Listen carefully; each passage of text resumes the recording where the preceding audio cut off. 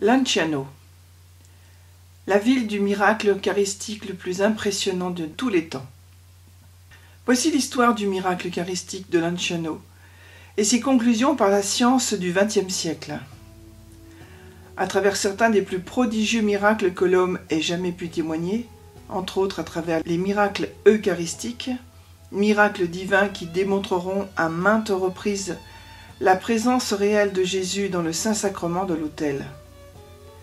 Le plus connu de ces miracles est sans le moindre doute celui de Lanciano, petite ville, pour ne pas dire village médiéval, en Italie, à quelques kilomètres de la mer.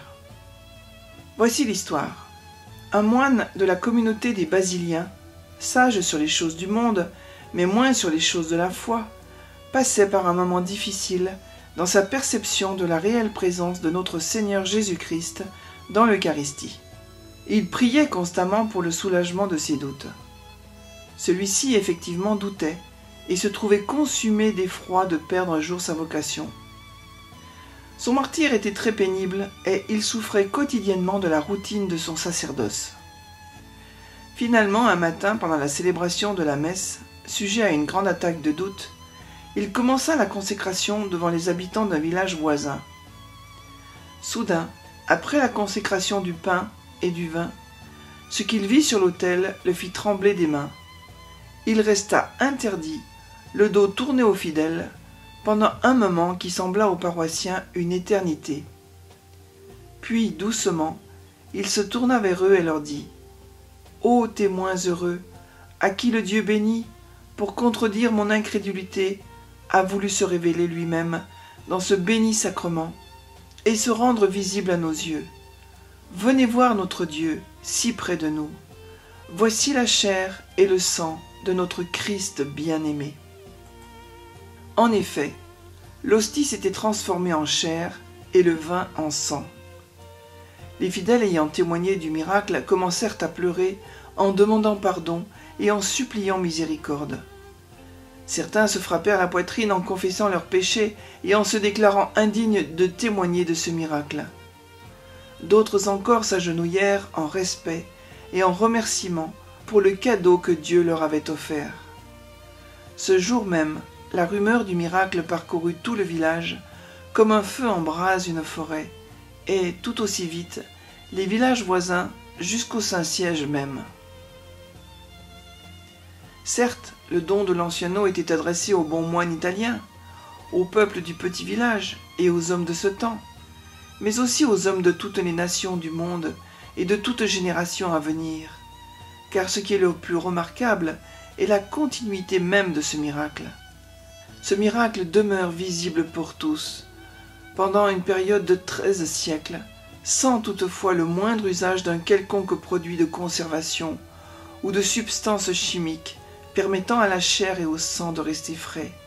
Car oui, la Sainte Hostie transformée en chair et le vin transformé en sang sont demeurés pendant plus de 12 siècles parfaitement intacts.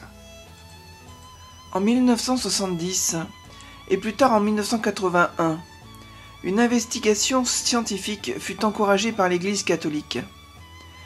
L'illustre professeur Odoardo Linoli, professeur d'anatomie, d'histologie pathologique, de chimie et de microscopie clinique, commença une longue série d'analyses et de tests afin de déterminer l'exacte nature du dit miracle.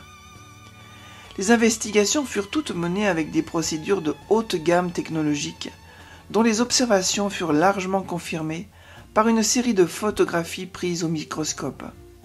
Les analyses, une fois terminées, permirent les conclusions suivantes. Le spécimen chair de l'Eucharistie est indubitablement de la chair humaine. Le spécimen sang de l'Eucharistie est indubitablement du sang humain. Le spécimen chair de l'Eucharistie est composé de tissus musculaires d'un cœur humain complet dans sa structure essentielle. La chair et le sang de l'Eucharistie ont le même type sanguin AB, et c'est le même type sanguin que nous retrouvons sur le Saint-Suaire de Turin.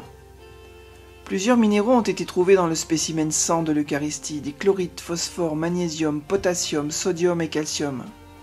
Et dans le sang de l'Eucharistie, on a trouvé des protéines dans les mêmes proportions normales qui sont trouvées dans les séroprotéiques de sang courant. La préservation de la chair et du sang, qui furent exposés dans leur état naturel, sans le moindre moyen de quelconque forme de préservation, pendant 12 siècles, à l'action d'agents atmosphériques et biologiques, constitue en elle-même un extraordinaire phénomène scientifiquement inexplicable. De plus, il fut observé une étrange anomalie dans le sang de l'Eucharistie. Une fois liquéfié, le sang eucharistique de Lanciano garde toutes ses propriétés chimiques et physiques sans toutefois se détériorer sous une forme quelconque. En effet, normalement, 15 minutes après l'extraction d'un sang humain ordinaire, toutes les activités biologiques périssent irrémédiablement. Cependant, le spécimen de Lanciano, en tout moment, conserve toutes ses propriétés biochimiques intactes. La science, malgré son incapacité à expliquer ce phénomène, a donné une réponse on ne peut plus réfléchie sur l'authenticité du miracle eucharistique de Lanciano. Celle-ci avoue, peut-être avec amertume, que tous les résultats d'analyse constituent une violation absolue des lois de la physique. Un autre fait inexpliqué s'est également produit le 17 février 1574 devant l'archevêque Rodriguez et une nombreuse assemblée. Les caillots de sang sont de grosseur différente, mais pesés individuellement, leur poids est identique à la somme des 5 caillots réunis. Le Seigneur voulait-il ainsi nous montrer ce que l'Église enseigne? Le Christ est totalement présent dans chacune des plus petites parcelles de l'hostie consacrée et dans la plus petite goutte du vin consacré. Prière de Lanciano. Ô Jésus, pain vivant descendu du ciel, qu'immense est votre bonté.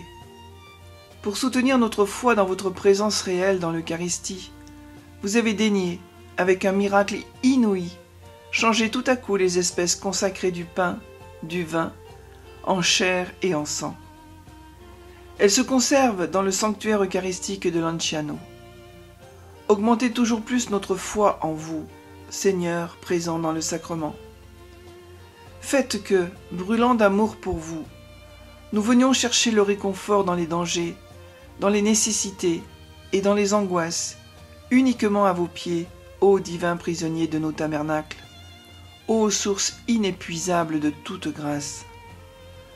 Augmentez en nous la faim et la soif de votre aliment eucharistique, afin que selon votre parole, goûtant à ce pain céleste, nous puissions jouir de la vraie vie, maintenant et toujours.